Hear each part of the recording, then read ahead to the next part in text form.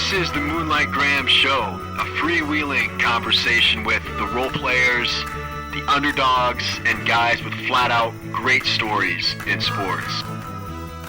Hello and welcome back to the Moonlight Graham Show. And of course, you guys know we are a podcast about the role players and the underdogs in sports. And that's what we mostly have here on the podcast is we're mostly talking to role players and underdogs in sports and trying to find those great sports stories to bring to our audience. But today's episode is going to be a little bit different just because sports gambling has become so commonplace. Now with DraftKings and MGM, everybody has these apps on their phone, and so many more people are betting on games each and every day than there were before. It used to be you had to work through a bookie and everybody had a guy. There was probably a guy in each and every small town throughout America that would take bets.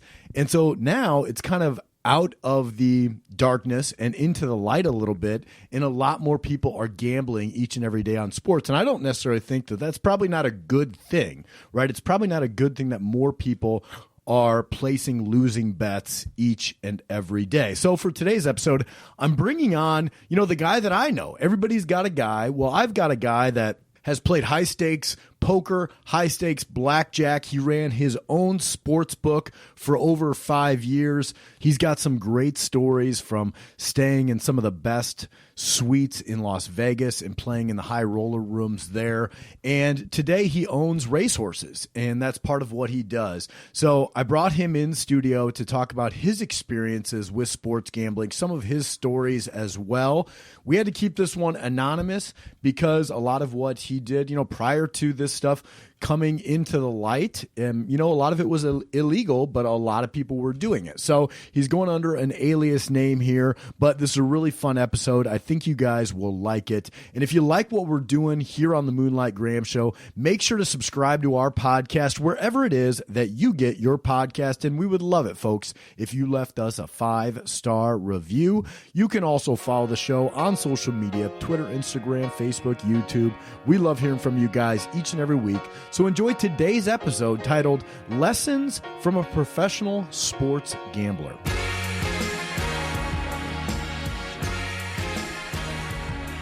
All right, today is a special episode of the Moonlight Graham Show. I am with a guy, we're going to say his alias for tonight is Tom Hagen. So Tom is maybe the best gambler that I've ever known, and I've always wanted to do a podcast here on sports gambling. And obviously a lot of sports gambling is above board and has, come into the light. But for many years, a lot of sports gambling and the gambling, is kind of one of the seedier professions that were out there. And that brings us to Tom Hagen. So Tom, thank you for coming on the Moonlight Graham Show and, sharing. You're going to share with us some of your famous stories. Appreciate it. Been a big time listener for a long time. I'm excited to sit in the seat for once. So Tom, how did you get into gambling? Like, when was your first time that you ever gambled? Good question. I mean, when you first get to age, I feel like everyone hits a casino at some point. Yeah. But it was online poker my first year in college. There was like free rolls back then. You don't have any money. And freshman year of college, I was in a biology class that overlapped. The very end of it overlapped with when the free roll started every day.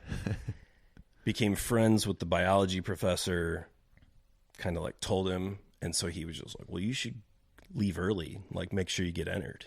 And I was like, what?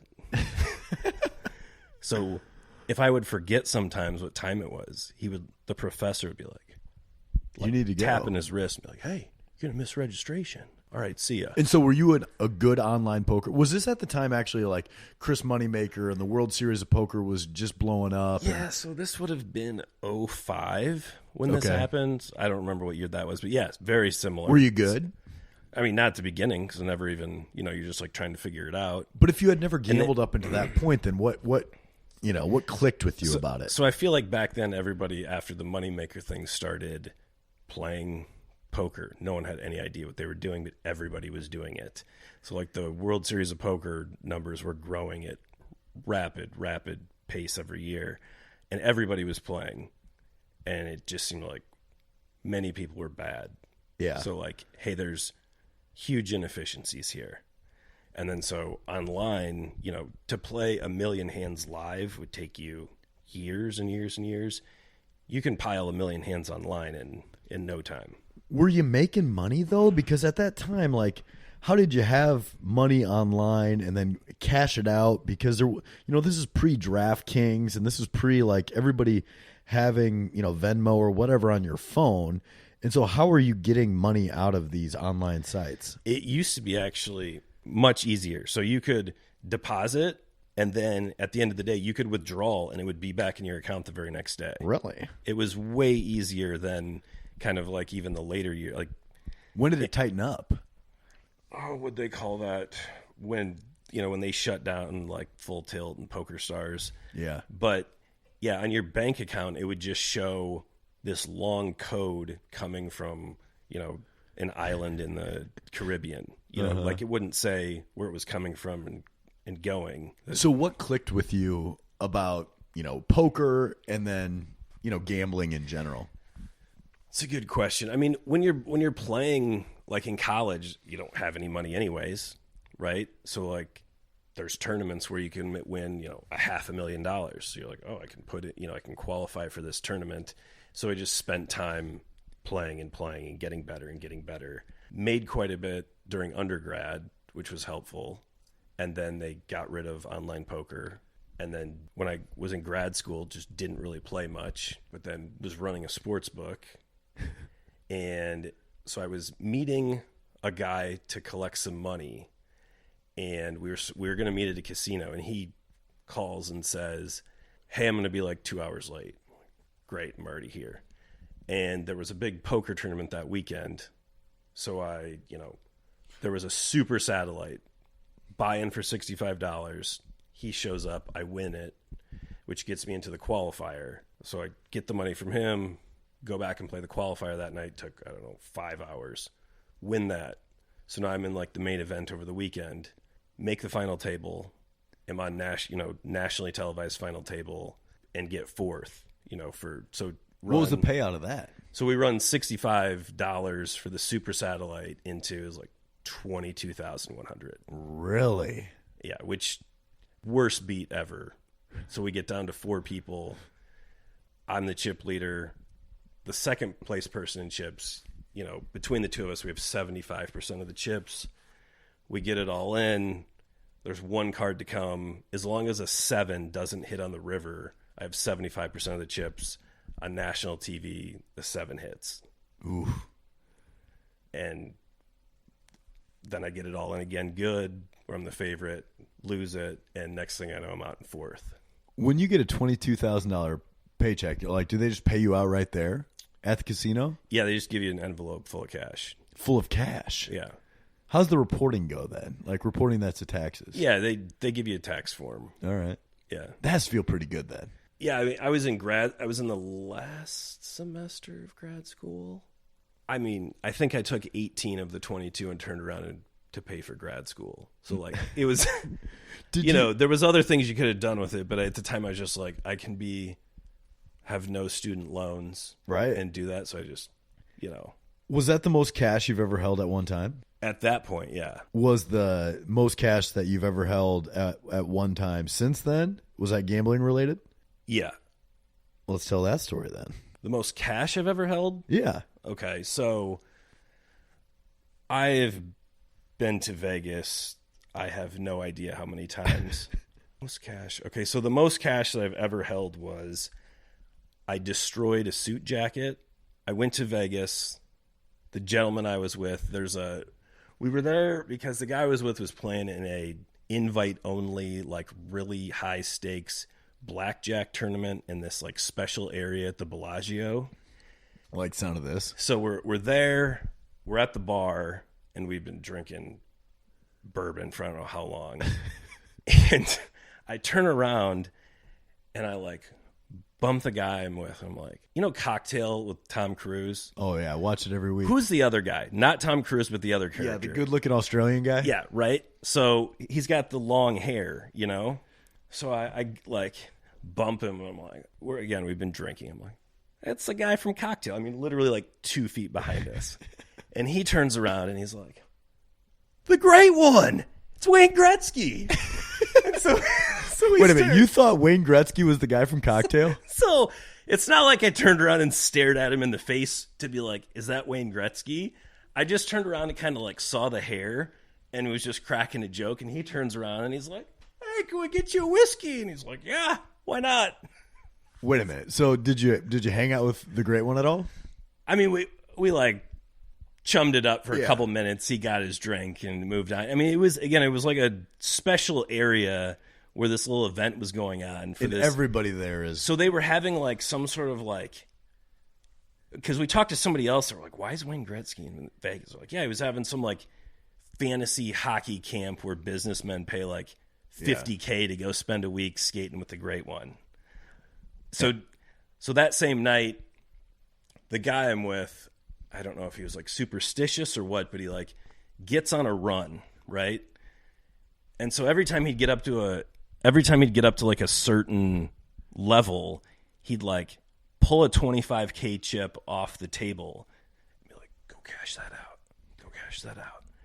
And so this went on for like 3 hours, you know? So finally I'm like, come over to him, like, we got to be done, you know? And he's like, why? I was like, all of the pockets in my jacket are completely shredded. Like my suit jacket is like, there's tears on the insides because I can't put any more in my jacket. And he's like, okay. So how much money was it? It was like $240K. Holy smokes. You got to feel like you're on top of the world. Well, I mean, none of it was mine, yeah, but right, you know, but it like, was, yeah. You got power. You've just never, even if you're not playing, like if you've ever, if you see somebody win that kind of a money in a few hours. Oh, and also, you know, the flip side is like, you know, I've seen someone lose, you know, the biggest hand of blackjack I've ever seen was, you know, $90K in a hand. Oh my. Where, you know, they're playing 2 hands of $15K and there's so many splits and doubles and you're like, I don't remember how many hands were out there, but I'm sitting there thinking, he doesn't really have much. And of course the dealer's showing a bus card and then rips off like a 21 and just scoops the table. You mentioned earlier, kind of in passing, that you were running a sports book at one time. Mm-hmm. Before we get to running a sports book, what was your first foray into sports betting? Good question. Again, it was in college. You know, you couldn't bet online or you couldn't go to a casino and bet. So everybody had a bookie. Oh, no, wait, you could bet online. You could bet online, but it was hard to get your money back. Right. It was like on Bovada. In sportsbook.ag or whatever it was. So anyways, first year I did it, you know, when you're in college, you're betting $20, $50. If you're winning maybe $100. So first year win like $800. I'm like, this is incredible. Second year, allocate all this time to it thinking that you like have something figured out. You got a spreadsheet going. And let's say, you know, at the end of the year, you know, you win or lose a couple $100 and you're like, I just allocated so much time to this every weekend. I lost so much money just from the time that you gave up. You know, whether you just realize that it's just like a horrible allocation of time. And then you look at their margins on the other side. You know, right. So like, think if it is you're spending all that time to beat them and you still can't beat them. Think if you're a broker, when you win the coin flip, you get, you know, 10%. I mean, that is incredible. So I'm like, I've got to get on the other side. So it starts out, you've got, you know, who you're recruiting, just your friends, just people, you know. So the crazy thing with that is like, it's a little slow starting out. You might get 10 people going, and then you actually never have to say anything again because word of mouth just spreads like wildfire. And then hey, I've got a friend. Hey, I've got a friend. Hey, I've got a friend. Hey, gave your number to this person. And then all of a sudden we had, you know, 10 people in New York. We had 35, 40, 50 people in Iowa, like just all over the place. And how do you run that? Like, do you get your lines at a certain time, or, you know, so back, because you're not setting the lines, you're going to a website for them, right? Yeah. So back then, nowadays, like they call it illegal bookies, like they there's sites where you can pay a small fee where it's like, yeah, it's $7 a month per customer. You give them a login, they log in, you place a bet with money that's not deposited anywhere, and it keeps track of it all. And then at the end of the month, if they lost, you go collect. But, there's no money actually transacted online, but it keeps track of it all. Wow. So back then, I don't think that was accessible, but like I would copy and paste, take Vegas's lines, I would move certain lines. Like, so if I had a whole bunch of people from Iowa, obviously everybody's betting the Hawks. So if they're favored by 3, like it's 4.5, nobody says anything. Right. Because they're betting it anyways. Majority, I'm going to take more money on Iowa than anyone. So you're copy and paste. Are you posting those lines somewhere? Or? Yeah, so I'm sending it from a made-up email to all the people. And so they're like getting the lines at 7 a.m. on Saturday morning. And then texting you back or emailing you back? And then texting. Yeah. And so how much money would you have like at stake? Like if everything on one big weekend went bad for you, how much, money could go one way or the other? So you could take a ton of action, but honestly, if you had a large player pool and you didn't have any outliers to where they were all betting the same amounts, as long as they're betting like the entire football season through March Madness, again, if you have a decent sized player pool and you don't have any like huge whales, it's mathematically impossible to lose. So to that point, like how much was the book up after like 1 year? So one season. It's been so long. So there was never a losing year, right? How long did you do it? A handful of years. Okay, we'll say 5. Handful of years. At the end, same reason like you quit betting or you quit like playing poker is there's just like it's a poor allocation of your time. It gets to a point where, let's say at the end of the year you made 30, 40 grand or something. It's like you sucked so much time into it. It just becomes like a horrible allocation of your time. Well, unless you're making really good money off it. Well, again, it's time consuming. And the other thing is, at the end, if you're not on top of things all the time, it's like doing a really shitty job of running a business. Right. So all of a sudden there's guys that owe you $16K and, you should have shut them off after 4 and been like, hey, we need to square up. Right. And all of a sudden, you're not paying attention, and all of a sudden the guy is down $18,000. You're like, what was I doing? What's the most somebody was down to you? It was like 18. And how much of that 18,000 did you get back?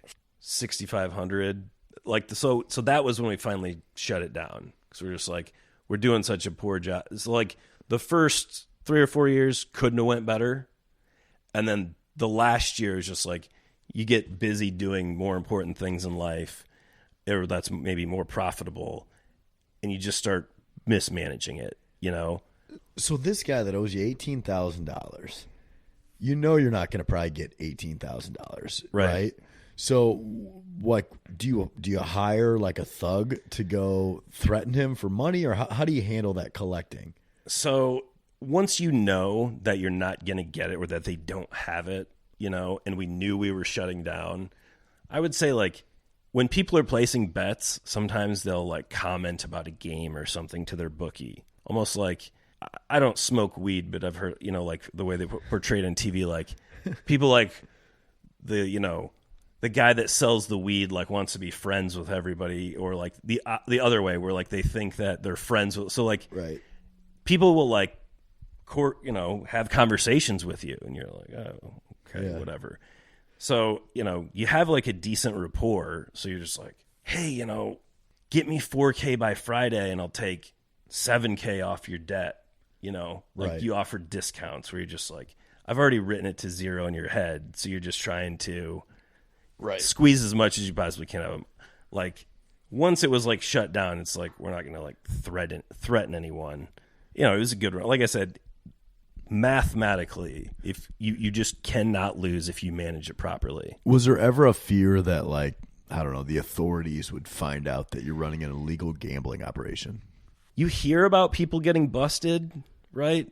So there's a little thought there, but once you realize, the scale that you're doing it on, it's not like, we weren't taking heavy players. It was just a lot of average Joes.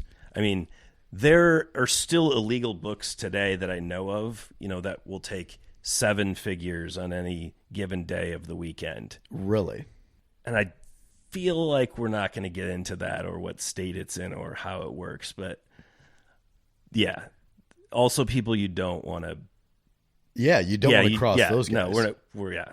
So why do people that are putting down 7 figures go through a channel outside of, the regular sports books in Vegas or Atlantic City? Good question. I mean, the other, there's also nothing's being tracked, Right.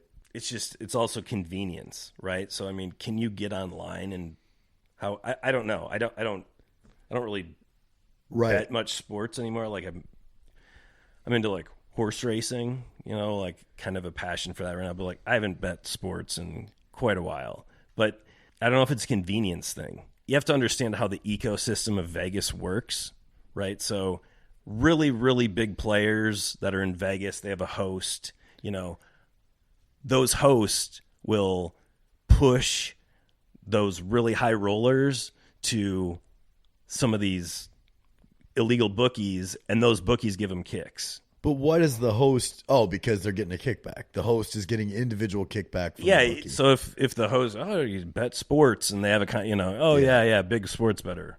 Oh, who do you bet through? You should talk to Kyle over hey, here. let me give you this number here. And then, as they're betting and losing, then the host gets a kick. So if you've seen kind of the upper crust of Vegas, what's that like when you're in the high roller section that most of us never see? Yeah, so if I want to go there and stay, I know people can, getting a room in Vegas or whatever, that's no big deal. But like when I've gone and been in those things, it wasn't because of my play. It was the people that I was with. But it's incredible. Like, I don't think people actually realize that it's even way better than they think it would be. In what way? You land at the airport, and, it depends where you're Private at. plane, probably. Private or most of the time used to be commercial, but like you land there. So if you're staying at the Encore, they always do, or when I used it, Rolls Royce Phantom, black, cream colored leather, same car every single time. There's a guy waiting for you, carry your bags the second you get off to the Rolls Royce. You don't go through the same entrance as everybody else. They pull up to its completely different VIP area. You get out. You don't go wait in line to check in. There's like someone handing you champagne and checking you in. And then the elevators that you take are also not where everyone else. It's private. Like there's security people making sure no one even gets in that area. Wow. So, it depends where you stay. So Encore, I will say top tier room or the Wynn. Like I wouldn't say that Encore is like the best, but the service there is incredible. Incredible service. And then, other hotels that I've dealt with, they do more like the limos. There's just good and bad to both. So like the Venetian and Palazzo, like really high ceilings, huge square footage, or even like Mandalay Bay, like, you could have as big a party as you wanted and you wouldn't fill up the square footage there. But the rooms aren't anything to write home about. And, like the service is like, cool. They put me in this big area, but like, there's nothing special about it. I would say one of my favorite ones, again, Encore's awesome, but at Caesars, so that's the other thing is the butlers. So I've never had a butler until we go to these, rooms. The one at Caesars, he said, yeah, there's 2 rooms like this are the biggest suites in the whole hotel. And so to get to it, there's actually like a steel, like black cage, like door in the middle of the casino that you would have no idea, but you run your card through that, the steel door opens, you go into a private elevator, go up, then there's a security person there, then you go to the room incredible. Like you walk in, there's like a wine room, a cigar room, wow, a dining room long table, huge fish tank behind it. There's a swimming pool. So like when you're at the pool at Caesars and you look up to the one end, there's a big round like patio. So I just always assumed it was like, they had weddings there or something. It's like, that's just the balcony to those suites. Wow. But the butler's there. It's weird at first. Oh, so they have, let me back up. They have hair salons in the room, massage parlors in the room, workout facilities in the room. Wow. It's kind of creepy at first with the butlers because they're 24 hours. So like they're just in there. Yeah, and it's almost comedy because like I could never figure out like where they're hiding. So like when you come in, like you don't see them, and then all of a sudden they're standing in the dining room, and they're like, "What do you need?" And they'll get anything. And are they charging you for it? Like if you're staying there, is there a bill, or how's that work? So it depends where you're at. Certain places they just comp everything. Other places like they'll keep track of everything. So they may say, "Hey, you're going to pay for these few things," or they'll say everything's comped, but there's a 18% gratuity on everything, and you're going to pay all the gratuity at the end, which ends up being a lot still. For the food and stuff. Now you've played in the World Series of Poker in Vegas too, right? I mean, not the main event. I've just played a couple like of the 1500s before. Okay. So they're World Series events, but it's not like the big one. Is there a chance you play in the actual main event, $10,000 buy-in at some point? Maybe years ago, not now, probably. I wouldn't say. I just don't like. I play in some like cash games. It's not Hold'em, and also the games evolve so much. Like I'm trying not to, or I don't really like gamble anymore.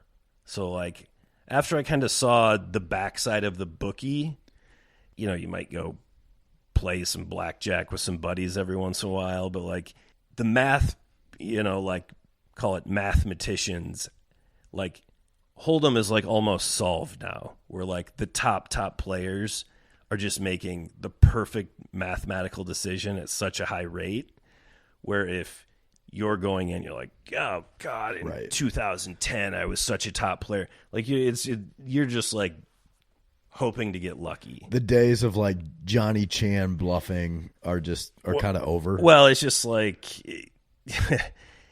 yeah, it's just so much more difficult. So you mentioned earlier that you've gotten into horse racing. Mm-hmm. So you kind of said, I'm getting away from gambling. But essentially horse racing is kind of a form of long-range gambling. Yeah. And so what attracted you to that sport? And horse racing is like the original sports gambling, like boxing and horse racing. This is like a super tough topic. It is, I honestly think that it's artwork. Like horse racing is just like the greatest, purest thing ever. Purest thing. And it's a pretty dirty sport. Right. So then the flip side of that, or on the surface, right, it's just like a beautiful game. Thoroughbreds and on the backside, it is the worst, most corrupt. Like it makes the steroid era of baseball, look like child's play. So there's a lot of good and bad that go with it. But you didn't grow up around horses. No. So how do you get into that game? That's an expensive game to get in. Actually, not going to say like how we got to all right. But I get invited to go to the Kentucky Derby and go to it the Thursday before the Oaks Day. I go to 3 or 4 different like top farms, see the horses, go to the Derby. First time there, just incredible. Absolutely. There's just nothing like it when it's packed. Going there, I literally watched every single race multiple times that every single horse in the Derby had ran in. And so I go there. I had never even like bet a race before. I had no idea what's going on. And my like conclusion was Nyquist is going to get first. Oh yeah. And gosh, who got second? Anyways, so I put like 500 on him to get first, and I put 500 on the other horse to place, and it comes in first and second. looking back, it was like those were the top two odds at the time, the top two horses. Right. So it's not like it didn't set the world You on did your fire. research, though. Today, like if I went and saw that and handicapped it the same way, I still wouldn't bet it. Like when horses get bet down below a certain point, it's just like mathematically it doesn't make sense to do it. But anyways, have a great time.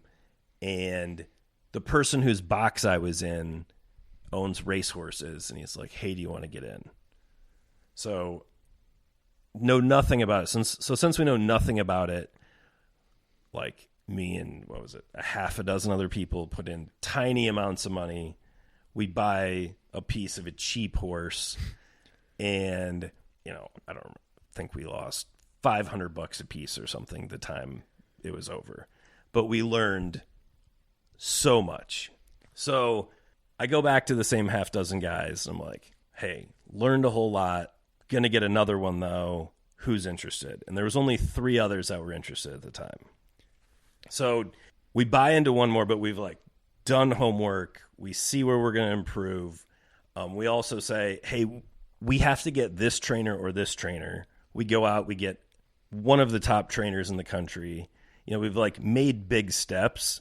The funny part is like the guys that didn't get back in, they're watching going, well, whatever. It was fun experience, but first race is a filly. She wins by 6 lengths. Your filly. Yeah, 6 lengths. I'm like, wow, that was impressive. Second race, she wins by 9.5 lengths. Whoa. Where everybody's writing about her, right? Like TDN, Daily Racing Form, like everybody's, it's just, I could just go home after work every night and just read a new article about her. So at this point, your fillies won a couple of races. Are you making money at this point as an owner, or is it all like, you have to win one of the big ones to start? No, we're not like buying expensive horses. At the time we're buying horses that, we bought in at probably a fair valuation, but it was like, to us, we thought that there was like value there. Right. So after the second race, which, like hadn't experienced it, when you win, your first 2 races by a total of like 15 or 16 lengths, it opened a lot of people are interested, right? Mm-hmm. In buying her. Right. So after the second race, we get $1 million offer. Whoa. $1 million offer. That was a stressful week. What'd you do? Are you the decision maker here out of the group? So our group owned the 4 of us. We owned 50%. Okay, so we get equally. So we each have 12.5%. Uh-huh. So we say, okay. So I'm kind of go talk to the other guy that has the other 50%. So let me run this by you. Okay, so you bought a horse, you don't have a lot of money into her, okay? You win the first 2 races. All the major media outlets, have you in like the top 6 or 7 Kentucky Oak contenders, meaning like you're going to run in the Super Bowl for the Phillies, on Derby weekend. Right. You get in the game to win, or run in those humongous spots. So you didn't take the deal. Is this what I feel like you didn't take the deal because you're trying to pitch me on. Exactly. Yeah. So what we did is you're a purist. So here. what we did is we countered, right? We countered $2 million. No, we countered and said 1.4, take it or leave it. And they left it. Tom, you should have taken that deal. So yeah, it's easy to say now. And obviously like we went and our very next race, see, I don't even want to say that. We ran against a juiced Baffert horse that ran us into the ground and then failed the drug test. And we were just really never the same. We've won since, and she's still a nice horse, probably worth, I don't know, a quarter still, like $250K. But, and some of us or some of the owners will say like, well, we made a huge mistake there. It's like, we'll go back. Yeah, we can say that now, but in that spot, I don't think I can ever sell. But here's why I would have sold. And I know nothing about racehorses except for a couple of podcasts I've listened to about it. I would have sold because it was a filly. Mm-hmm. And if it was a male horse, stud, right? The thought is, no, you'll stud this horse out. And so I'm playing to win with the male horse because then I can stud him out forever. But a filly, I feel like you got to take the money while it's there. I don't have this is an exact number, but I can think of a half dozen off the top of my head that just sold at the Keeneland November sale for over $1 million. Monomoy Girl is a mare. How much over $1 million? She sold for $9.5 million. Oh, okay. Midnight Bisou sold for $5 million. Plus they've each made millions and millions racing. Right. Okay. You did well on that horse, whether you didn't. So I guess I wanted to say it to you, just, if someone's saying you can take the money, it's not like we own the whole horse ourselves, right. Not life-changing money, or you're currently ranked in the top 10 fillies in the country to where you're going to run in the Super Bowl. Yeah. Have you parlayed that horse into more horses? Yeah, so we took the winnings from her and bought into 2 others. A colt that ran a unbelievable speed figure for its maiden race, won, what would that have been, 3 weeks ago? Oh, wow. And he'll run back coming up. I'm trying to keep this anonymous, but this is if it wins, anonymous as it gets. If it wins the next one, so we're either going to run, if he's ready, he'll run in a race that if he wins, he'll be in the Preakness. Ooh. Or if we don't think he can go the distance quite yet, because we're moving up in distances quite a bit, we may just run an allowance at a little bit shorter, but definitely going to be a stakes horse. How much are you looking into the bloodlines of these horses?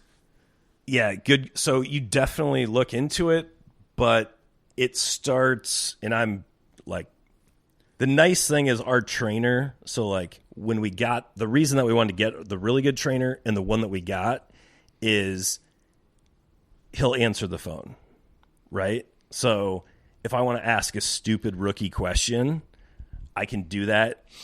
He'll give me the answer, but that's super valuable information. So the more that you're learning, the more that, right. gives you a better chance. But no, so confirmation is probably the most important, or it's, does it have crooked legs and, right. its head, Well, because one of the lines of thought out there of why there's been so many injuries in horse racing over the past 5 years or so, we saw it at Santa Ana a couple years ago, they had to shut that track down out in California, is that there's just so much inbreeding within the thoroughbred communities that these animals have brittle bones. That's one of the lines of thinking. The other line of thinking is that they're all juiced up. So Santa Anita they just had a serious track problem because there was so many going down. I mean, it was an epidemic. I mean, as many horses that had to be put down there. I just think they had a serious track problem, and then now they've fixed that. But yeah, I mean, inbreeding isn't good. So when we look now, with the mare that we're talking about breeding, we're going back 5 generations to make sure that we don't have a bunch of crossbreeding going on, or as little as possible. You go back really far back and there might be a little bit. I don't think that's the end of the world. I mean, you mentioned Baffert, and one of the things that Baffert's known for is, he'll have a juiced up horse. He'll win the race. He gets all the accolades for winning the race, and then it might come out later that there was a failed drug test. But all the highlights are on, the race at the time, and very few people, see the failed drug test behind the scenes. Yeah, which we've been that's happened to us twice, and it is the worst. I mean, part of it is also horses are athletes, and they have confidence just like anybody else. So, you go out and get your ass kicked and you're not used to it. It's tough on the mind. I mean, so when you do that and it happens against a juiced horse, you just feel like you're robbed, right? And so the upsetting thing is the way the game is set up, I understand why they cheat. If you get caught right now doing some of the minor stuff, the fine is $500. $500. $500. And the purses are millions. Or $1,000. Now they'll have to give the purse back, right? But they'll be $500, $1,000. A trainer may get 10 days. Now, if a trainer gets 10 days and one of its major horses is going to run a stakes race, they'll just transfer it and have another trainer be the trainer that day of the race. Put it under a different name. So, I mean, is Baffert the cheater, or is it somebody else in the stables? Like, does he know what's going on? Kind of like, you know, these basketball coaches in Division I, right? They all have plausible deniability. Well, I didn't know my assistant coach was paying people under the table. Like, is it the same thing with, like, the big names of horse racing, that they can have plausible deniability? Oh, I'm sure. I mean, obviously we don't know who's actually the one injecting them, but there's no way that it's them. Like, I won't get into names, but, you know, you see somebody who goes and takes a $40,000 claimer, right? And all of a sudden, a year later, it's won $2 million and won 3 grade ones. To where it was a claiming horse. Right. And they take it, and all of a sudden, like, in 45 days, it's winning stakes races. And explain a claiming horse for those that so like, don't know. You know, it's like you can't win at the higher levels. So the owner will say, all right, I'm going to run it in this race, and anyone can come in and put a claiming tag, or essentially claim that horse, pay me $40,000. So you could go to a race and buy a horse. Sounds like a pretty fun deal. Yeah, but it gets as low as, you know, $5,000 claimers. But when you see that where a guy, if it happens once, you're like, gosh, that's just an incredible story. Either the greatest story underdog story ever. And then when you have trainers that like religiously do it, you're just like, mathematically, it's just impossible. Do we want to name any names here? Of like who of the I trainers would look at? I mean, Peter Miller, I mean, Bob Baffert. I mean, these guys are getting popped. They're just not, nobody ever does anything about it. You know, because like they're also very important to the very important health of the sport. You know, what happens to TVG's ratings or Fox's ratings when they have Baffert on to do an interview? Right. You know, if they take a negative stance against him, he's not going on. You know, ratings fall, or maybe not ratings fall, but they just can't get the same type of hype. Do you think you'll have a Derby horse at some point? Before I die, yeah. Before you die. It's so difficult. There's a lot of people that just buy their way into a Derby horse. You know, they'll wait for the qualifying races to be over. You're looking to build from the ground up, though. Well, I mean, I don't have endless money, so like I don't really have any other choice. Right. But we've got something good going right now. I've really been fascinated by horse racing. I'm not that into it, but I like this. I like the idea that horses are athletes, and that's what's made a lot of horse racing books interesting to me. They like dive deep into the personalities, the psyches of these great horses. So like your Seabiscuits and your War Admirals and your Secretariat, you know, like these were some of the greatest athletes of the 20th century. And Seabiscuit in particular, just because how much that horse ran. Mm-hmm. That horse ran, you know, kind of the underdog horse from when he was very, very young. But then he ran till he was like 8 or 9 years old, right? And he just loved to race. And Secretariat was the same way, but Secretariat was like the Bo Jackson of horses. Right. I don't know this for a fact, but like from reading, like, so now when you go to auctions, you know, they'll do heart scans. How big your heart is. Right. Because Secretariat's heart was like double times the size. It was huge. I mean, there's so much money into it. And I part of the reason horse racing, there's so much money in it too, is, you know, the Saudi and, you know, all these oil sheiks and princes are like, this is awesome, I'm getting in. And they've just piled an unlimited amount of money into horse racing. Well, isn't that because like the Arabian horses have always been a thing? Like they've been doing horse racing, you know, across the pond in the Middle East for thousands of years. Yeah, it just hasn't been thoroughbreds. Yeah, I don't know like what got them into it, but you know, they used to, you know, show up to auctions and like, you know, they would just buy if there was 10 mares that year that were going to sell for over $1 million, they would just buy all of them. That way they would be breeding all of the top mares and probably getting most of the really good horses. And then, overseas now there's the, what is it, Saudi Cup and the Dubai World Cup or Gold Cup or whatever. So you have like one race is $20 million and the other one maybe $12 million. Wow. So people are going to ship over and go, well, yeah, I'm going to run to possibly do that. So I like the horse racing tangent we just went on, but before we did this, you sent me a couple of stories, some of your best gambling stories that I wrote down that I want to make sure we cover here, Tom. So the first one, which I'm interested in, is just called the $70,000 sandwich story. Mm-hmm. Where is this going? So it's right when everything was shutting down for COVID. So it's like, this is recent. Yeah, so it's week 1, right, to where everybody gets home. We know that people are dying and people are getting sick. But all we know is like everything just closes, right? Like we don't I remember like going to the grocery store just to get a couple of things cuz I knew I wasn't going anywhere for the weekend and being like, am I going to open this cooler and catch this and die? Like this is like right. Kind of freaky, right? So wake up on a Saturday morning and I'm like, well, I'm here all day. What am I supposed to do? So I actually, made coffee, sitting there drinking coffee, looking at the racing form. And on the cereal box, I tore like the little tab off the top, that folds in.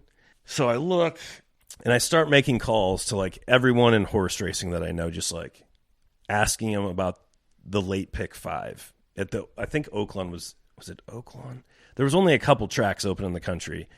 And I'm just like gathering information. I'm like, I know I like these horses in these 3 races. It's just the other 2. So anyways, I write it down on that little tab that I ripped off when I'm drinking coffee. And I've got my pick 5. And all I did is I had just picked 2 horses from each race. Okay. So I've got it. I'm going to put it in. All of a sudden, I don't know why I just didn't put it in like right away. So it's like 15 minutes until the first race of the late pick 5 starts. So I go over, I'm like, I'm going to make a sandwich. And for some reason I was like, I'm going to make the greatest sandwich I've ever made. Because I had gotten all this stuff because I'm like, I'm going to be cooped up all weekend. So like I've got the broiler going and I'm, cutting bread and we're like, got multiple cheeses going and, like what chips are we have? Like, so all of a sudden I turn around and I was like, oh my God, they're about ready to load. So I run over and grab my phone and I've got the little cardboard tab and I start punching it in and I hit submit. And it had to have been by like a second because they must have been on like a little delay on TVG because they still haven't completely loaded, but the site wouldn't let me put it in. Okay, whatever. I'll just turn it into a pick 4 because it wouldn't let me. So the first race over. So I turned my pick 5 into a pick 4. So it's a $32 bet, the pick 4. Okay, so I put it in and the race starts and I was like, just don't let one of the 2 come in that I was going to pick, right? Because I didn't get it in. And of course, one of the 2 that I had picked wins. So I'm like, okay, well, still the probability of hitting the pick 4 is slim and none. But I had done quite a bit of homework. So I sit there, for the next couple hours watching the next races, and we get to the final race, and I actually had the 2 long shots in the race. One was like 17-1. I think the other was 24-1. And you had won the previous 3. Previous 3, yeah. Got them home. And the first one that you didn't get the bet in on time. Right. So you're 4 for 4 at this point. Well, I'm 3, yeah. But on the ticket, it's 3 for 3. Again, It's a $32 bet. Okay, so the long shot in the race had put up just some killer training times. And I just didn't think it was that tough of a field. So I just thought, God, if he can, be that quick in his breezes, he's, 25 or 24-1 is like way too big of a number. Or it's worth betting. There's value there. And sure enough, he like runs off the board and wins. So I am going crazy. I mean, so you put a $32 bet down and it wins you. And it wins me $18,000. I mean, I am obviously ecstatic. I'm like, let's keep this lockdown running forever. I'm just going to bet pick fours every day. No, obviously that wasn't the plan, but super excited. And it honestly wasn't until like 10 minutes later that I went, what did the pick 5 pay? Oh my God. It was 88,000. So the sandwich cost me $70K. How was the sandwich? It was good. It wasn't that good. I was still happy, but there was a moment there where I just wanted to puke. Yeah. It was just like a discipline thing. There was like no value in waiting till that race was about to start. I had the picks. The picks weren't changing. I could have put them in at, 7 a.m., The other story that you had written down was the Bob Stoops email. I haven't gone back and like looked at this, but in undergrad, now I'm trying to remember this story. Was Bob Stoops and Dan McCarney, did they ever coach together? At Iowa. Okay, there we go. Okay, I don't remember who the AD was at Iowa State at the time when they fired McCarney. Okay, it was maybe Bruce Vandevelde or whoever it was. So yeah. We get a call that when they let McCarney go. Now, I wish I had more details on this. Was it mid-season? Was it right before the season? I think it was after the season. After the previous season? Yeah. Okay, so an email gets read that was sent like the same day or maybe the following day after he gets let go. I get a call that Stoops had sent an email to the AD at Iowa State basically saying, you're an idiot. This was the greatest thing that ever happened to your program. All the, the new, the money that he brought in and the new fans and the expansions of all your facilities and like putting it nicely, you're an absolute idiot and you have no idea. I'm not pulling the starters ever when we play this year, this coming game. So how do you hear about this email though? So it was an assistant coach that was coaching at a different, like, not D1 school. But I'd heard from a friend on the staff. Somewhat, knew a staff at OU and had witnessed the email. So obviously, like, I didn't read the email. They had read it to us over the phone and was like, it is going to be a bloodbath. So, like, the other thing is, like, when you have a tip, like, the lesson here is, like, you don't need to tell anyone. Right. Just take advantage of your angles and also because when it doesn't come through, you look like an idiot. Right. So we spread this like wildfire across campus, like wildfire. And I want to say, now again, we're just going off of memory. They were like, the line moved about, I think it was like somewhere from like 19 to as high as like 21.5 point favorites that day. And if I remember right, Iowa State was like leading by 1 at half. And I mean, everyone that I knew had just unloaded on this game because of this email that we heard about. They don't cover everybody loses everything. I mean, everything. So are you like locked up in your apartment? No, I mean, when you're, again, I'm sure that there's rich kids in college who like, when you don't have a ton of money, right? It's not like you're. Yeah, we blew the $100 we had that week, right? Right. But it times the 100 people that we told. What's the most money you've put down on a game? Not that much because I don't. When I did bet, it would be through someone, not a casino or a legal site. So they would usually cap you, right? Like, so again, some of the bookies that I referenced earlier that basically have, will take any number, like I'm not betting through them. Yeah. So the biggest one, I think 2 Thanksgivings ago, I was going to the Cowboys-Bills game in Dallas on Thanksgiving Day. and I just thought that they were off by a mile.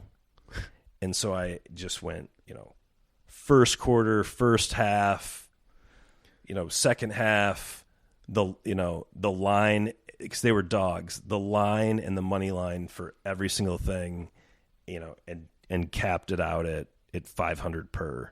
Ooh. Which, and every single one hit. So you won big. So I don't, maybe we put like $3K on it that day and swept. What's the most painful loss that you've experienced? One doesn't come to mind. I mean, if you count the 7 on the river.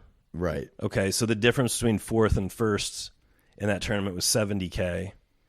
And then the sandwich. The $70,000 sandwich. Like there's $140K right there. Right. So like those are my two bad beats.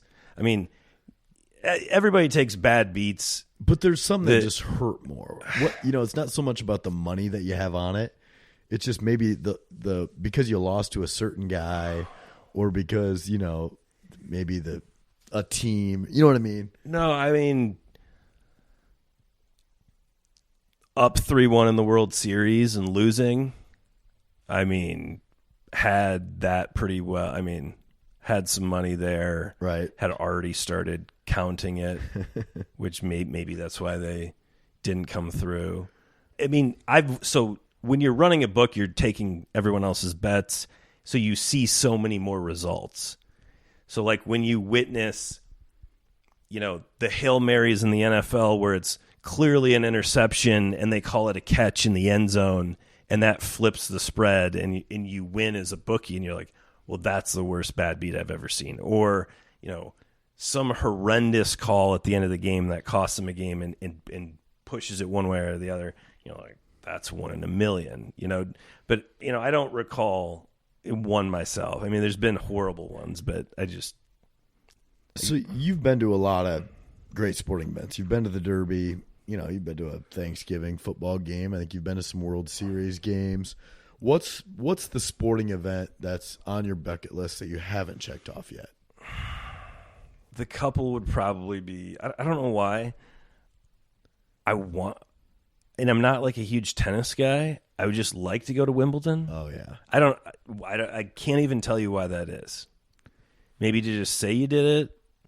I think Wimbledon, like the Derby, is like an experience in it of itself.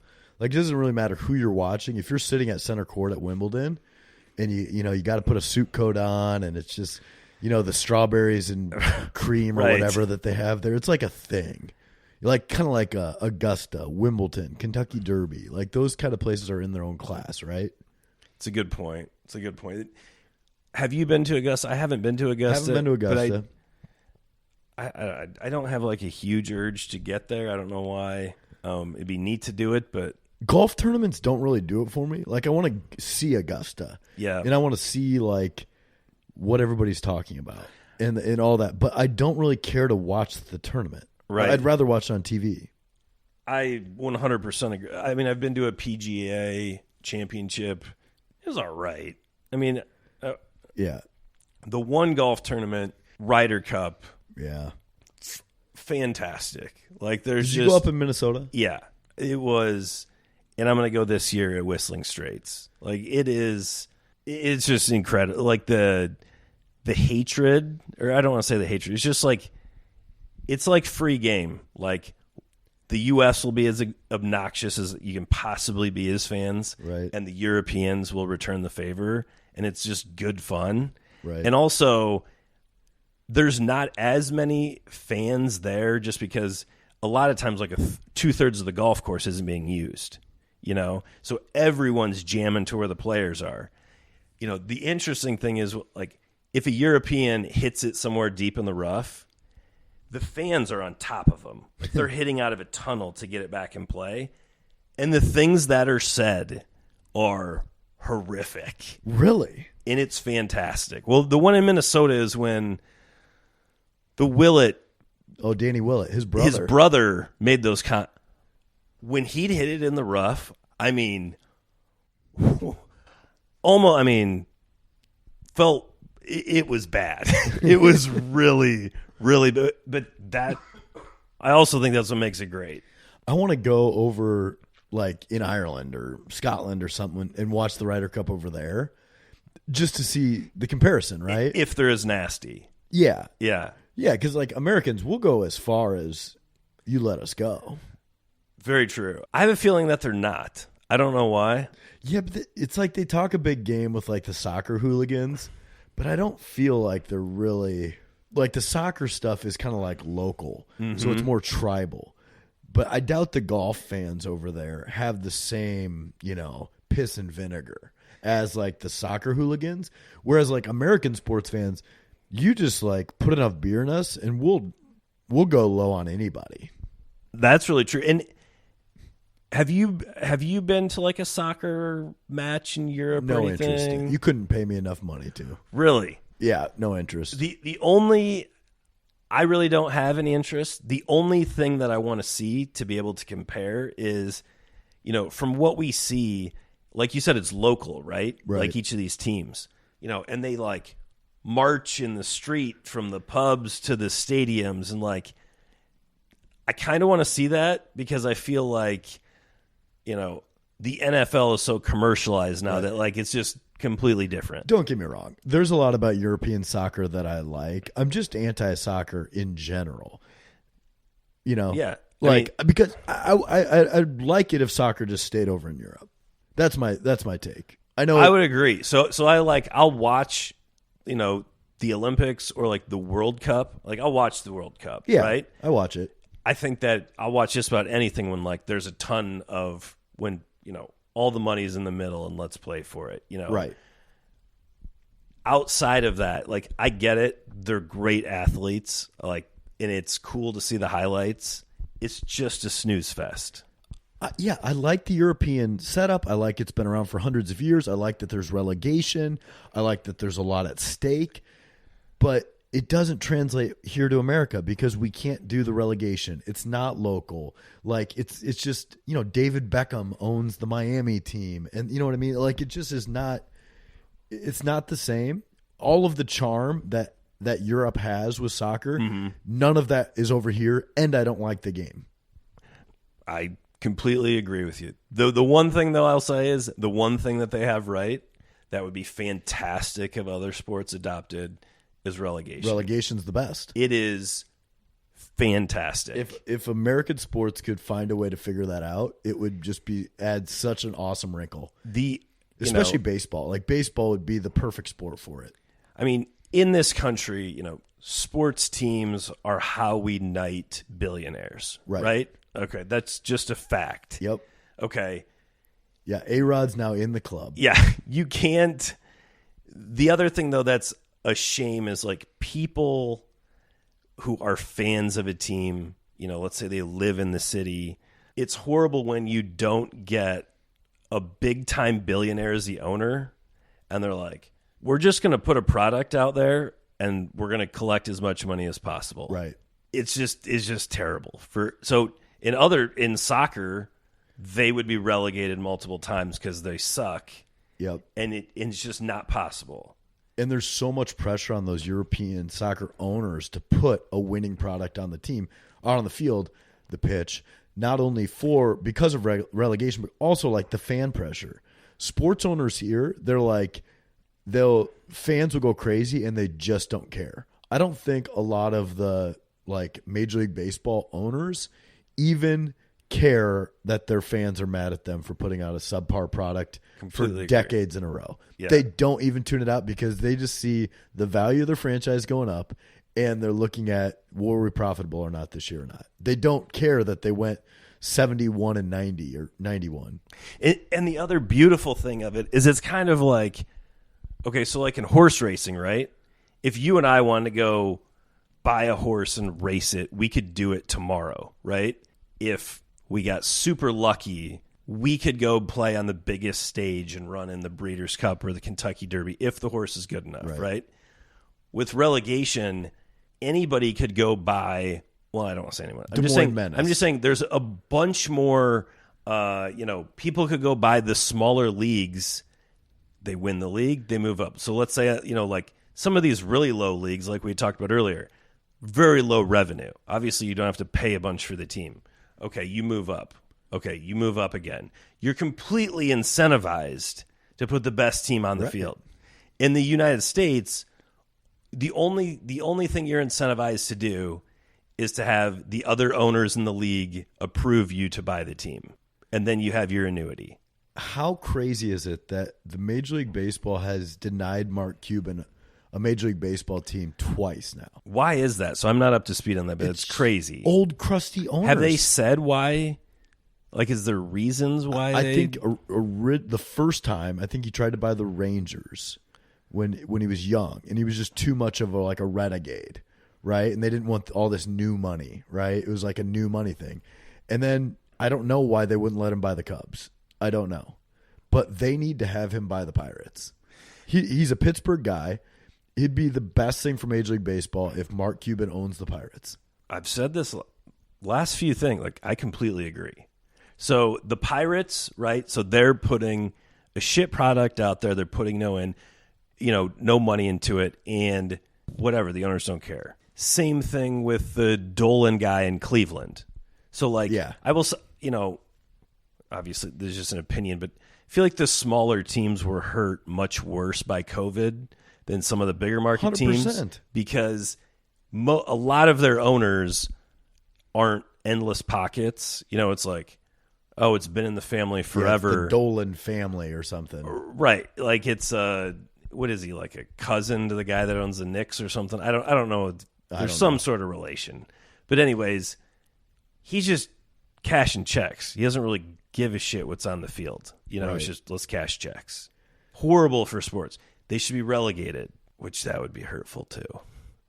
if you're a team, but it would just make everything that much better. It would just make it so fun. Yeah, and also, like, we love good sports stories. Could you imagine some small team in Fort Dodge, Iowa now makes the major leagues? Yeah, like a AA team works their way up. And I have to look into more of how I've watched some of the documentaries on, the channels about soccer teams through relegation. But I'm curious as to, like, all of those teams will have, like, different ownership, right? Mm-hmm. Whereas, like, a lot of the minor league teams here will have common ownership with the major league teams, right? They might have, like, an investment group, but then or maybe they don't. Maybe they're just affiliated with the major league teams. I don't really know how that all works. I know in the G League, in basketball, for instance, most of the G League teams are owned by either the NBA or by an NBA team. But actually, now that I think about it, the minor league baseball teams have separate ownership from the major leagues, and then they just have agreements with major league teams. So relegation could work in minor league baseball. I would love to see the financials of minor league teams, because I think it's the same thing. There's some that have to be making bank. I mean, I don't care if it's a 12,000 seat stadium, right. If you're at 80% capacity every, night on average, and you're paying them so little, it's got to be a fantastic model. Well, that's why it's got to work, because you have all those, college summer leagues, right? Oh, yeah. That really are the exact same business model as a minor league, except for you don't have to pay the college baseball players. Right. So it's just, and there's a reason why there's 40 college summer baseball leagues. People love going to a baseball game in the summer, and the payroll is dirt. Nil, right?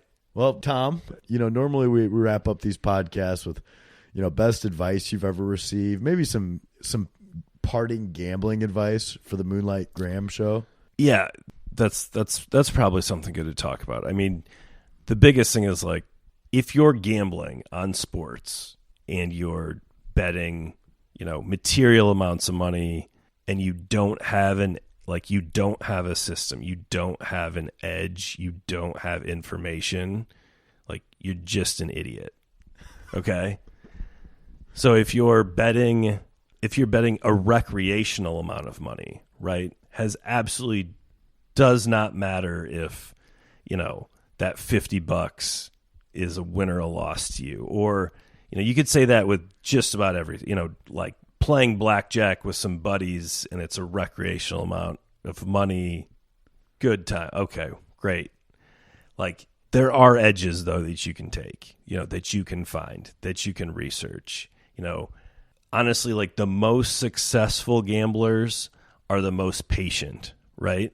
So you can bet the whole card on Saturday, of football or whatever it is. Like, you can't beat all the games, right? You look at a horse card on a weekend. Nobody can beat all the races. You can beat one, or you can beat two, or a football game or a baseball game. Like, think about in college basketball on any given weekend. There could be 75 games, okay? Right. So the most successful gamblers are the most patient, where they don't have to have action. Most people will win and then think, what time, how much longer till tip off or the first pitch, the next set of games, let's go. Like, if you're actually gambling and you're like trying, doing it to make an income, you have to be extremely, calculated and be extremely patient and find your edge. But if you're just,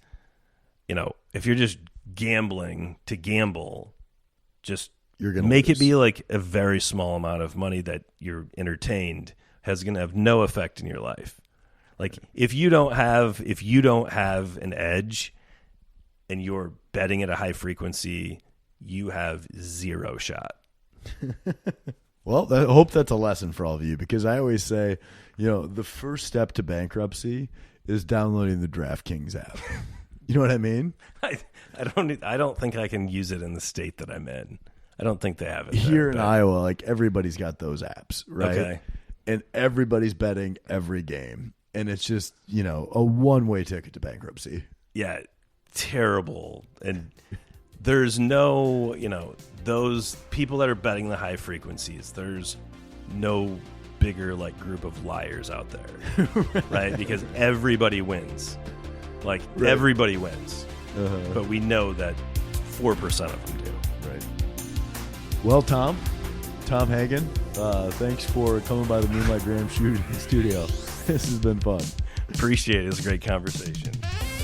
Hey guys, thanks once again to listening to today's episode of the Moonlight Graham Show. And even though I do most of the interviews here on the podcast, there is a ton of work that happens behind the scenes that you guys don't see that make each episode possible. So I got to give a shout out to the Moonlight Graham Show team. First of all, Brian Sandvig, our producer. Brian does all of the post-production work, and in real life, he's not just a podcast producer, he's also a real estate agent. So if you're looking to buy or sell a home down in the Kansas or Missouri areas, give Brian Sandvig a call. Next guy on that list is Brendan Gargano. Brendan does all of our design and artwork here on the podcast. He's one of the most talented artists I've ever met, and I love all of his work. If you need any help on the design side with logos or anything like that, give Brendan Gargano a call. The next guy on that list is Andy Flattery, my older brother. Andy, of course, has done some of the interviews here on the podcast. He also is a certified financial planner. He owns a business called Simple Wealth Planning. If you need any help in that area, check Andy Flattery out. And then, of course, the trusty co-host Tom Griffin and my younger brother Neil Flattery. Those guys are just busy being husbands, being fathers, they're family men, but also they do a ton of work here on the show. So thanks again for listening. We really appreciate you guys subscribing and supporting the Moonlight Graham Show.